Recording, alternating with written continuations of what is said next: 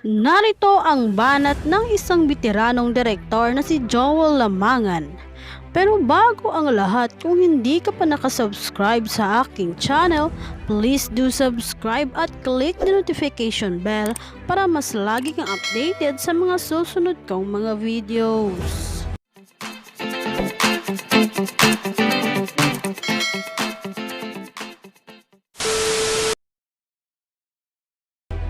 Derek Joel to make film versus Made in Malacanyang. Multi-awarded veteran director and martial law survivor Joel Lamangan on Thursday has vowed to make a movie to counter controversial director DIREK Yap's Made in Malacanyang as he slammed the film's alleged distortion ng katotohanan. Lamangan made this surprise announcement during the launching of the Never Again, Never Forget ML50 campaign, which marks the 50th anniversary of the declaration of martial law by the late former President Ferdinand A. Marcos Sr. on September 23, 1972. Gagawa ako ng pelikula laban dito, he declared. Exciting thunderous applause and cheers from fellow panelists and members of the audience. Hindi kami papayag na puro nilang Made in Malacanyang ang gagawin nila. Kwento naman ng taong bayan ang kailangan natin ipakita, he said. The last 72 hours, anong drama yon? Oo, manunood ako. Titingnan ko kung anong katarantaduhan ang ginagawa nila at sinasabi nila. Made in Malacanyang, led by an all-star cast including Cesar Montano, Rafa Gutierrez, Gigo Loizaga, and Ella Cruz, among others, will depict the final 72 hours of the Marqueses before they fled for Hawaii during the bloodless People Power Revolution in 1986. The family drama has gained massive publicity on social media, earning heaps of praises and a barrage of criticisms from pro- and anti-Marcos forces. Despite the incessant bashing, Yap believed credit should be given to flex strongs of bashers.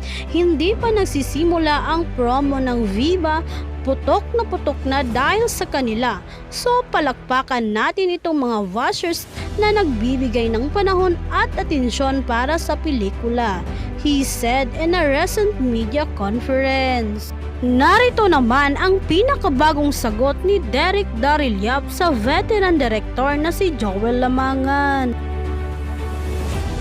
DIREK DARYL YAP's reply to TV5. Ano pong reaksyon nyo sa mga sinasabi ni Derek Joel Lamangan? Daryl Yap, malaki ang respeto ko kay Derek Joel. Maaaring magkaiba kami ng perspektibo tungkol sa mga bagay-bagay pero nasa iisang industriya kami. Kung gagantihan ko rin ng pagmamataas ang mga sinasabi niya, magmumukhang nakikipag-away ako sa isa sa mga haligi ng industriya. Pero mainam rin na paaalahanan na siya na hindi lang siya ang anak ng Diyos at ng bayan. Hindi lang siya ang may kwento at hindi lang ang mga kwento niya ang may kwenta. Sinabi pa niya na ang ginamit na pagpuproduce ng pelikula ay pera ng taong bayan. Viva ang nagproduce nito, kung saan doon din siya gumawa at patuloy na gumagawa ng pelikula. Kung tunay nga ang kanyang kumbulsyon at paghihimagsik bilang isa sa mga mataas na direktor, yayain niya ang mga nagsasabing katarantaduhan ang pelikula ko at huwag silang magtrabaho sa Viva. Kasi baka pera ng taong bayan yan. Nakakahiya naman sa mga prinsipyo nila. Yan kung talagang yan ang ipinaglalaban at paninindigan niya yung mga sinasabi niya kanina. Ngunit magkaganon man, hindi siya makakarinig sa akin ng pangmamaliit dahil sino ba ako kumpara sa kanya. Sana maalala niya na Joel Lamangan na siya. Hindi siya dapat nababahala sa isang DARYL Yap lang. Samantala, narito naman ang komento ng isang well-known journalist na si Antonio Contreras. Joel Lamangan's reels against the trailer of Made in Malacañang and already issued the blanket judgment that it is an inaccurate depiction of reality.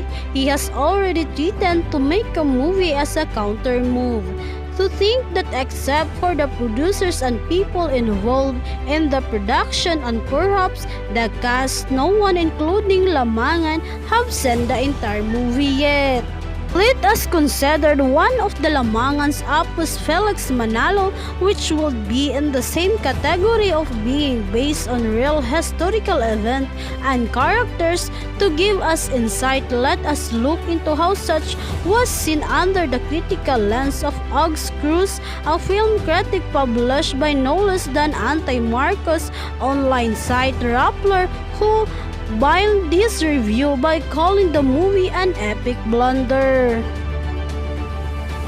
Lamangan here is little more than a paid craftsman, hired not out of this political assertiveness but because of his being quiet efficient. This is very little aesthetic insight in the film except anything that will favor the goal of making it appear that the film is true to its factual aspirations. Everything, however, looks manufactured, from the props and sets that feel staged and spurious to the performances that are done by their heirs of eminence. Lamangan artistic choices are woefully predictable.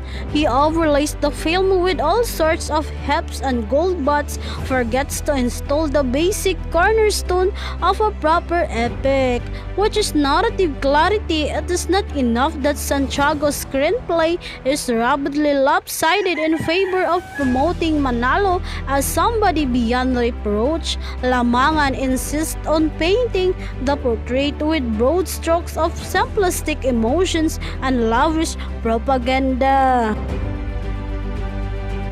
Felix Manalo is quite the unwieldy pedestal for such a beloved icon.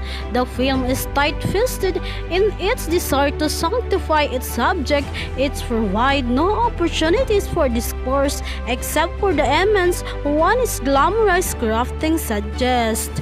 If the purpose of the film is to enlighten, then it has failed miserably because it only persists to reinforce an image that is far too rosy and romanticized to be taken with the same seriousness one affords any other biopic with more balanced perspectives.